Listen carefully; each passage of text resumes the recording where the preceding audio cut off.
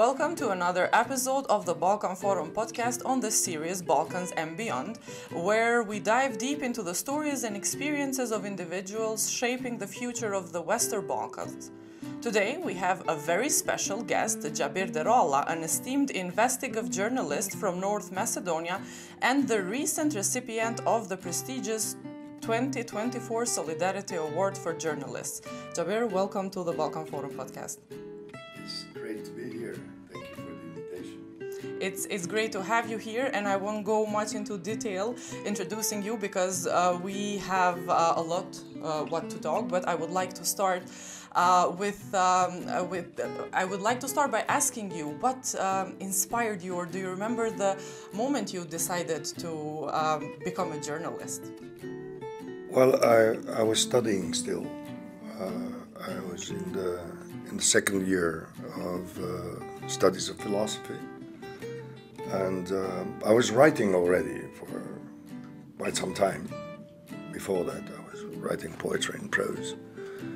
But then I just needed to report on stories, and I started in a youth magazine, which at that time was one of the most prominent in North Macedonia as a dissident, very free press. It was end of the 80s, and I started with human stories, with social issues, with human rights issues.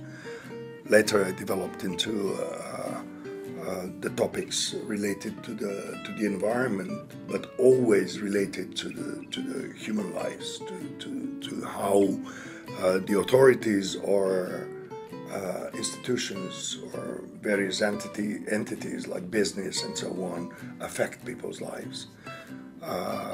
Very soon after that, I started covering police and police brutality issues within the scope of human rights. And that's the beginning. I mean, I can't really recall the very moment when I brought that decision, because I was writing already. Yeah. And I wanted to announce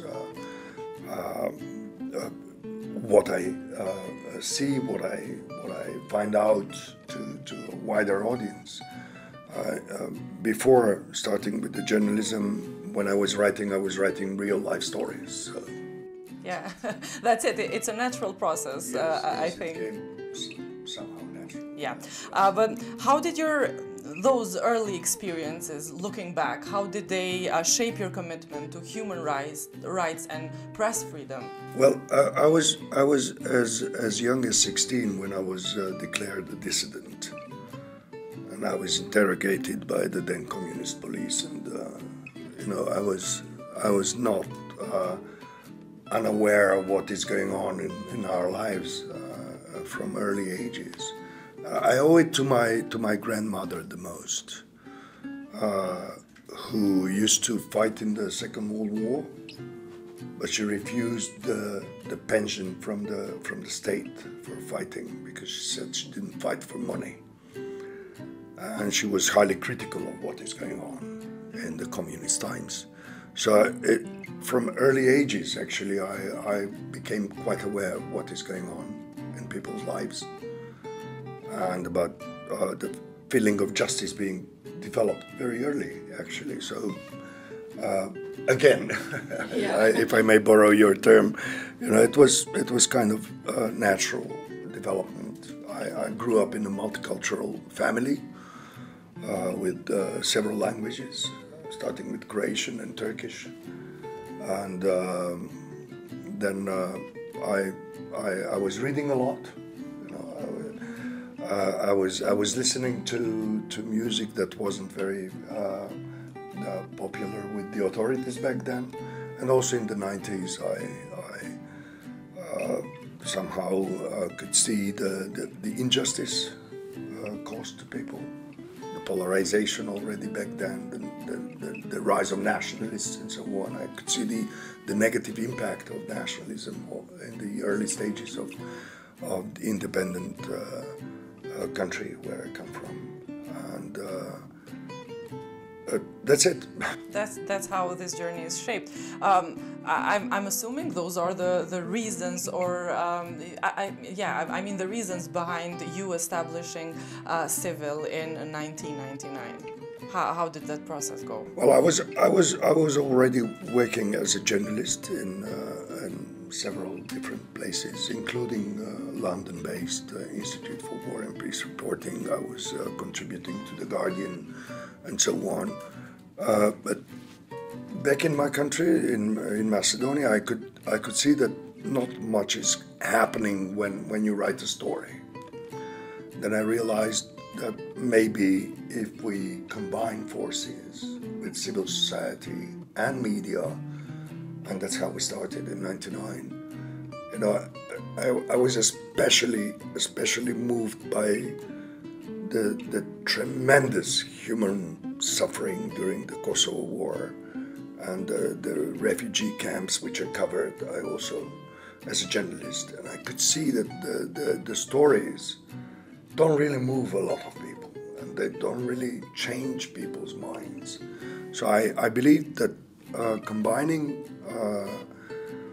these activities, the media work, the journalistic work, with civil society, research, activism, and so on, that it could bring about more changes in the society. I have my crisis. Of course. 25 years after, we celebrate the 25th anniversary this year. Congratulations. Thank you.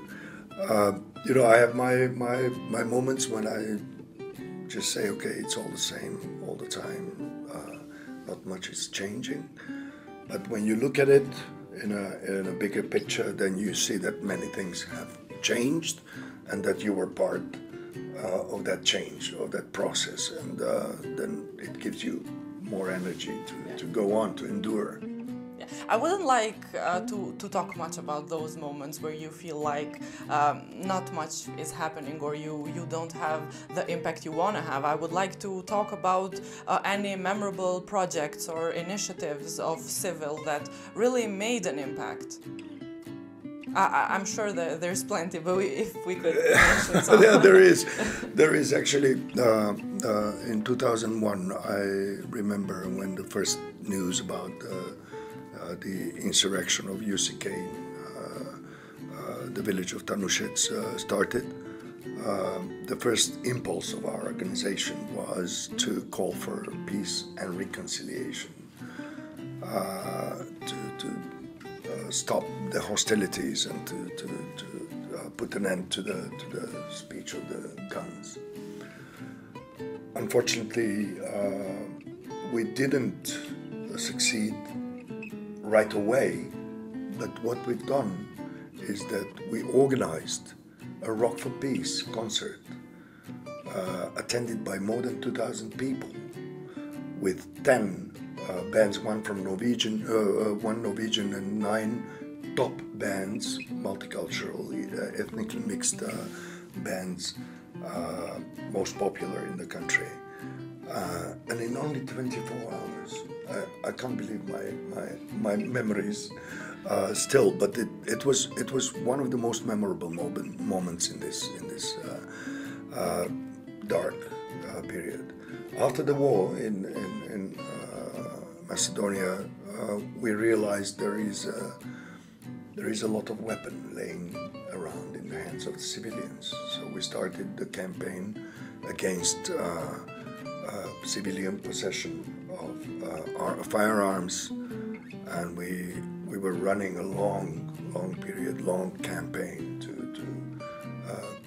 counter the gun culture in the country. But by doing so, we dragged the attention of IANSA. We became one of the first member organizations in the world of the International Action Network on Small Arms, and then later on of Control Arms Coalition, led by the Amnesty International. And we are still one of the unfortunately rare organizations that are countering the gun culture in the Balkans. That's very important. It's important to mention that our investigations, both journalistic and organizational, were extremely important in 2013 to 2014 and on to reveal, to expose the structural violence and the electoral fraud at industrial levels that were conducted by the previous regime of Mr. Gruevski, who is now a fugitive in Budapest. Our findings were world famous. With the phantom voters, with the vote buying. It's not very easy to find cases and to make people speak, even anonymously, about how much money they got to commit their vote to a certain party and so on. And we went on. We are one of the most prominent organizations, probably in the region, but certainly in the country, about finding out how electoral frauds or fraudulent behavior is being conducted and what the impact is. So those are really things that we're proud of. We're proud of being a multicultural organization that is genuinely and honestly promoting equality between communities, honestly and genuinely promoting equality between men and women, or gender equality, and also promoting the LGBTIQ rights. Honestly, and within our human capacities, we're doing that. We don't necessarily need to have money for projects. No, it's an organization. It doesn't have to have money to fight for values. To fight for values without a single compromise. Of course. Yeah, I would like now to go back to you being an investigative journalist. Of course, this kind of journalism often involves risks and dangers. I'm sure you had moments where you were at risk or in dangerous situations. All right. First of all, investigative journalism is a teamwork. It involves a lot of people, and it takes time. And then it is something that, in our case, we sometimes publish reports of 100 pages, or sometimes even more, in which we reveal details about how things are going, whether it's an election-related topic or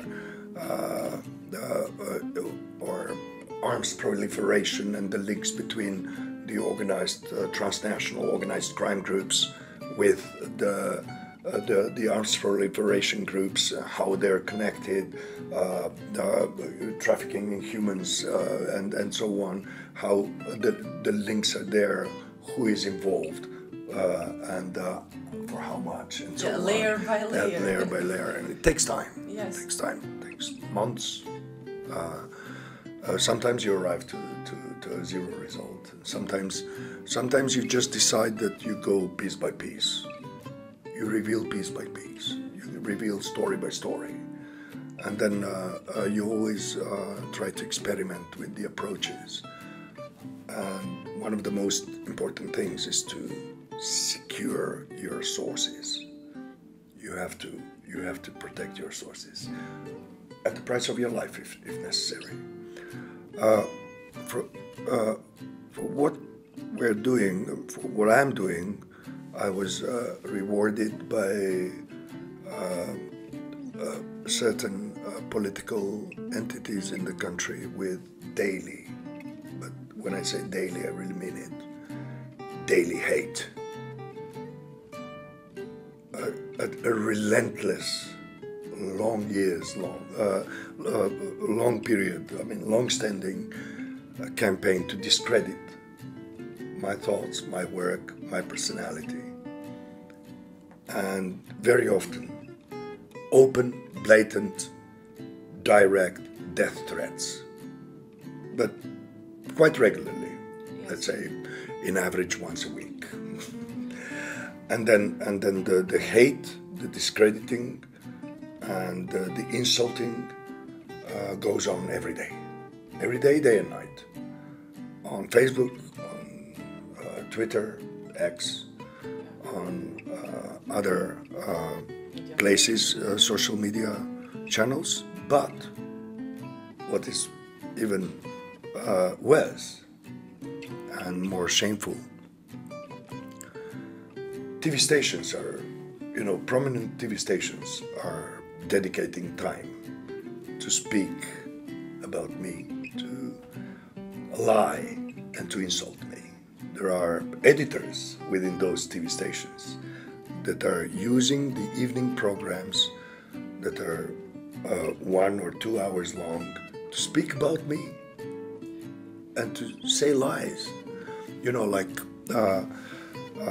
You will find about me on on social media by these channels that I'm a multiple convict and a criminal.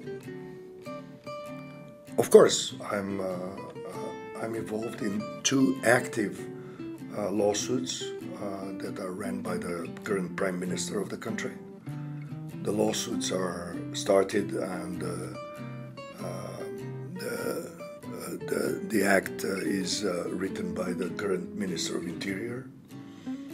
The court brought a verdict against me based on the European Convention on Human Rights, Articles 8 and 10, as if I'm a military or government or big entity that violated the human rights of the Prime Minister.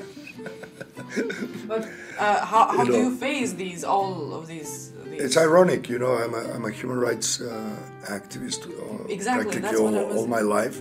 And then, the cynical web of people that are at really huge, important places, high places, courts, government and so on, Ministry of Interior, they strike against me with the very issue that I live with all my life, It's like they say multiple convict because I'm a target of lawsuits for more than 15 years now, for what I write, or for what I say. For your opinions. For my opinion. For my own opinion, or for my own journalistic work and for my work within the organization as a researcher and analyst. That's it. It's ironic. So it's absolutely cynical. And parallel to running lawsuits against me, the Prime Minister, until recently he was the leader of the opposition, he was going out on Facebook writing Facebook posts against me, instilling hate within people. So if you read the comments, the posts, and then you see that this is really serious. My life sometimes is really hanging in the balance, but that human beings are very adaptable beings, and you get used to it. You get used to it, and yeah. I would like to talk about how do you see the role of journalism in advancing democracy and upholding the rule of law in Southeast Europe? I think we're in a serious danger because money and low levels of media literacy are a threat to true journalism. I was just sharing some stats with our friend Guzman that only 2 out of 10 people read more than a title, a headline. And those 2 that remain, that read more, only 1 goes lower than the first paragraph, eventually to the end. Yes. That's really dangerous. That's something that gives room, gives space to propaganda, to fake news, to disinformation, and to other forms of hybrid threats against democracy.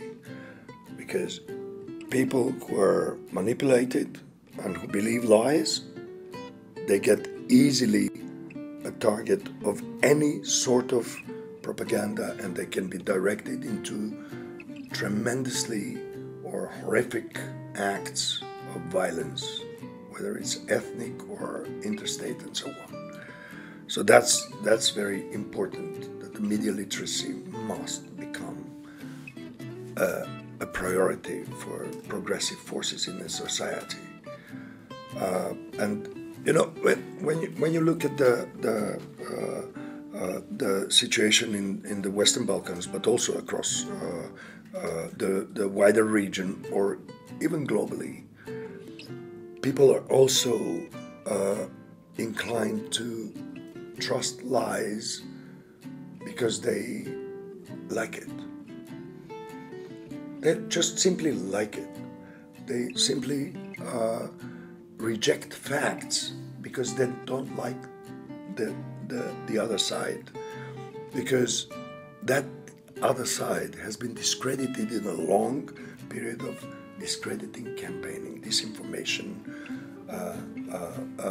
campaigns, in which, you know, the truth becomes unwanted in the society. And that's a very serious situation in which both civil society and media and journalists, professional journalists, must double their efforts to convince people that the truth, that facts must be on top of their minds when they want to navigate through life, through everyday life. Otherwise, they can really get into serious trouble and endanger both the society and their own lives. That's important. How does civil address these issues where we are talking about how major are the issues with disinformation and hybrid warfare in general? We, as an organization, are a multidisciplinary group that works in different departments, and one of them is only one of them is the activism, because we're a very mobile organization. We talk to people every day, and we're several hundred people strong across the country. Members, supporters, contributors, collaborators, and so on. And then we are a think tank organization as well. We analyze every day. We monitor and analyze. We prepare policy briefings. We prepare policy recommendations and so on. Nobody's really reading them. I mean, at levels which are supposed to do it, and actually take our public money for doing that job. So even if you do half of their job, they still don't do the other half. However, and then the third large bulk of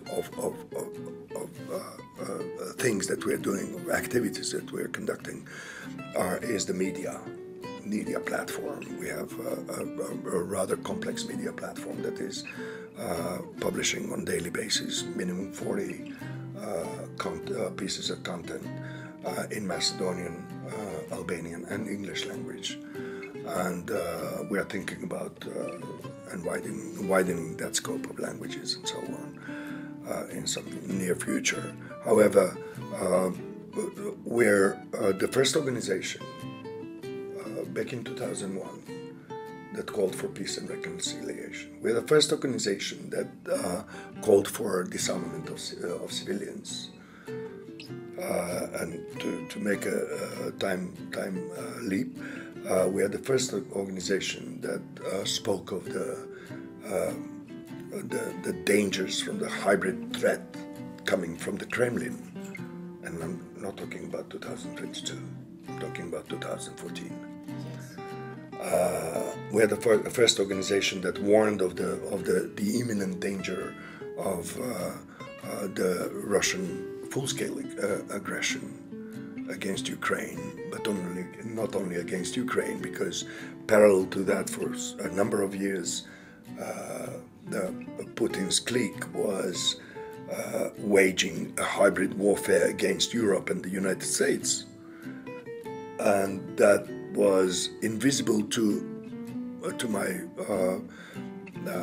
negative surprise, even to very high high places, people or leaders in the Western democracies, not to speak about the Western Balkans, in which you have a real wide open, 100% open channel for Russian propaganda and Russian hybrid warfare operations based in Belgrade, and that's as simple as it is. I mean, you can see it from the moon. So we are the first organization that spoke of this, and of course caused a lot of hate on our account. But so that's what we are doing, and we were the first, and we are still the most visible. We're one of the rare organizations and media platforms that are informing the public on daily basis on what is going on in the world, in the conflict areas, in Ukraine, in Gaza, in Georgia. We were the first to report on facts upon the terrible incident, security incident in Bainska, and so forth. We were the first ones to speak about the infamous role of the church and other religious communities, including the Muslim community for that matter.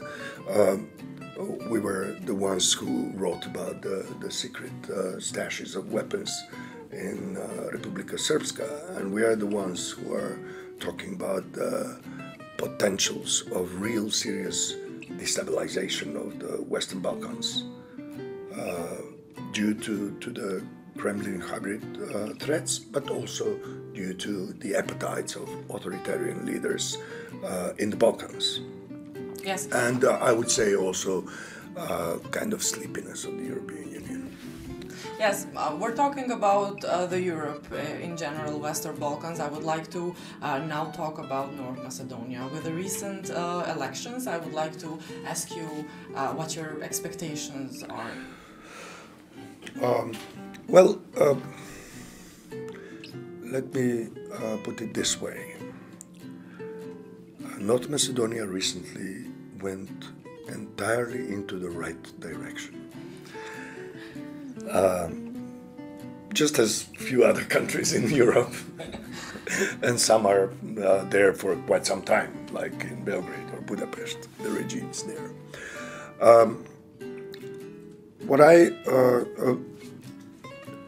The situation is complex, when they asked the rabbi, how is the situation in the Middle East? And he says, good. Could you be more specific? He said. He was asked. He said, not good. So this is something that we need to address very carefully. The situation is complex, so not good. Yes. And there are several variables. If North Macedonia finds political will within the establishment to vote for the constitutional changes which will insert the Bulgarians in the constitution, along with other 10 ethnic communities, I think we have a good chance to go on with the EU integration process. And the window for this opportunity is very narrow, very small, and it's being closed. I mean, it's not being closed, it's closing soon. So if we don't get that trace of light through that small opening, which is narrowing by the day, we risk a real serious crisis coming to North Macedonia. Of course, it will be inter-ethnic based, because anytime in the Balkans it's like that. Yes. Whenever there is a problem that needs to be addressed, that needs to be concealed and manipulated, then usually there is this internal enemy. It's the other ethnic community. So the ethnic tensions will start. Also, the policies and practices of the new government, with even larger government structure of 20-something ministries, will require a lot of money, which are none. I mean, there is not so much money. So we already heard that China will come in with $1 billion or so euros. We heard of special economic cooperation with Budapest, actually Hungary, and things like that. So this can go on for a year or so, but then the bill will come. It will arrive, and then it will be quite steep. Yes. You know, and then the interethnic relations will really get worsened because one large portion of the Macedonian population, ethnic Macedonian population, wants to go to Europe, and the entire portion of the ethnic Albanian community wants to go to Europe. They are pro-European, pro-NATO, pro-Euro-Atlantic, and with the blockage of these processes, then people will start thinking about different solutions, and that will be always, as always, manipulated. It's not going to be put on a table to be discussed. It will be put in the media, and propaganda machineries will start attacking, and then violence will occur. Tensions and potentially violence. And this is the mildest scenario. Let's hope. Let's hope for the best. I hope that the political establishment will come to senses, and these constitutional changes will take part, and will continue the European Union integration process, at least artificially, as it used to be all the way back. But that will give hope to the people, and it will keep us in some vicinity of the European Union institutions, in both supporting the democratic processes in the country, protection of human rights and the freedom of speech, which directly concerns me, and not only me, of course. I mean, there is a large number of progressive people who nowadays are kind of hesitant to speak out loud. And there are many still that are quite loud. A religious person would say, "Thank heavens," but that's very important to keep the European process alive, even if it's artificial. Mr. Deralla, as we're coming to the end of this interview, I would like to congratulate you on winning the 2024 Solidarity Award for Journalists from Southeast Europe. What does this award mean to you? Well, I'd like to repeat myself. I said this at the acceptance speech in the Bundestag, where I received the award, actually in a beautiful, wonderful setting, for which I told Gazmen the other day, that it was a life event to me. I couldn't imagine I could receive so much honor, so much respect from really important people in the German politics. Well, this award means that it means that the work is hard, the fight is even harder, but that there is recognition. Yeah, that's sometimes. That there is solidarity, there is support, there is hope. That's what this award means to me and my colleagues. That's it. And that gives us energy to go on fighting, because it obviously and sadly, fighting for truth and facts has been one of the toughest jobs on earth.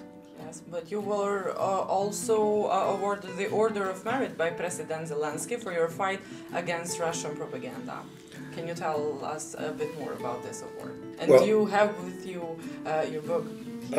Well, this is the second book. I'm writing the third book. Maybe you can see the cover. I'll leave it with you. It was again quite just like this award from the Südosteuropa Gesellschaft. It also came really unexpected, and it was a great honor to be awarded with such a high medal order from the hero of this world, of the free world, President Zelensky. And it was, and the explanation is what you just said, that it's for my fight against Russian propaganda. And that was also very, very encouraging moment of my life. It was 1 year before this award from Germany, and it's these recognitions are huge, and they're invigorating, they're encouraging, they give me energy and so on. But they're also kind of a burden. I have to admit this.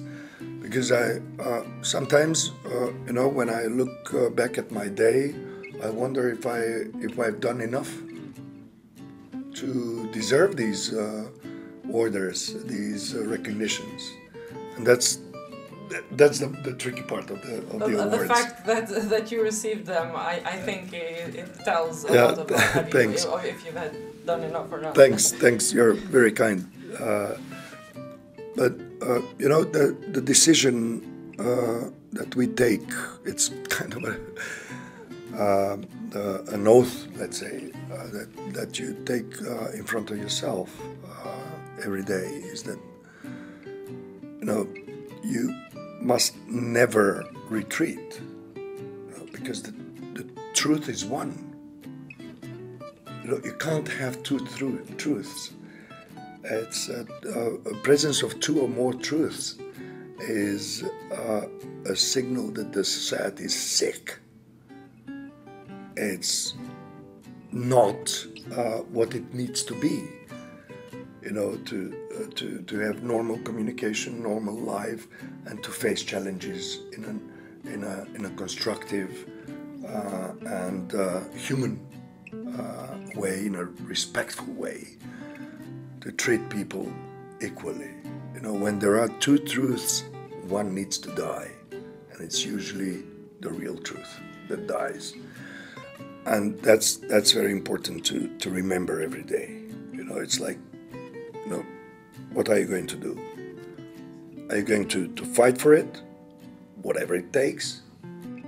Yeah, or let the real truth die. Or let it die. And you can't say, somebody else will do it. No. If the moment when you say somebody else will do it, the same. No one will do it. No one will do it. Nothing will happen. And then the violence will prevail. Injustice will prevail. People will get discriminated. Their lives, their dignity will be violated, and then simply, with truth, also life dies. I would like to talk and have a conversation much longer, but we have to conclude this interview, and I would like to conclude the interview talking about your expectations of the whole Southeast Europe region. How do you see it in, let's say, next 10 years? Depends on several factors. Depends on believe it or not, of course you do believe, on the elections in in the United States. It depends on the pace of the support of the European Union for Ukraine. It depends on how honest Brussels will get in imposing real sanctions against the Russian Federation. As you probably know, it's Ukraine that stopped the oil from Lukoil going through the pipes through its territory, because last year the Russian Federation earned 180 billion euros from oil trade. A country under sanctions couldn't do it. So that depends a lot on that. But then it's not only the European Union and the United States that are responsible for the Southeast European region. We need to face the facts that the far-right nationalism is on the rise, that saber rattling is louder and louder in the region, in the Western Balkans region, and that can or has the potential to cause real serious security challenges, not to speak about some sorts of wars or military operations going on. We saw the announcements of that recently in September last year. And the democratic forces in our countries need to connect with one another. Why? Because the authoritarian regimes are connecting all the time. They're in a web. They learn from each other. They help each other. They finance each other. So that's exactly what we need to do on the other side, on the democratic side. And I mentioned it in the beginning, media literacy and human rights education for people. Encourage people that they have all the human rights just for the simple fact that they have been born as human beings. So regardless of their social, ethnic, religious, sexual orientation, whatever background or membership or orientation, they enjoy all the rights as human beings because of the simple fact they are humans. So encourage them, fight for their rights, because whenever they think that somebody else will fight for them, nothing will happen. Mr. Deralla, thank you so much for sharing your insights and experiences with us. It was an honor to have you on our podcast. Thank you very much. It was a pleasure. And you, dear viewers, we will meet on the next podcast. Until then, have a nice time.